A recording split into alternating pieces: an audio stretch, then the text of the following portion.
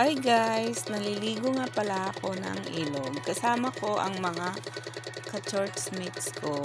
Galing kami ng AGR. So ito, naglalakad kami. May una kaming ilog na nadaanan. So hindi pa daw yun. Kaya lumakad ulit kami at naghanap ng panibagong ilog.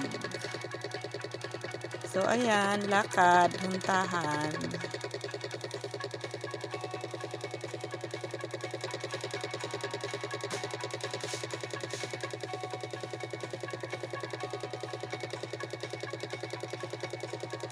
Napakasulit naman guys ng ilog na napuntahan namin. Talagang okay naman siya, malinis, tsaka nakaka-refresh.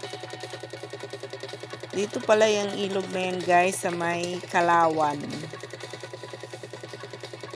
So bye for now guys. Please follow for more.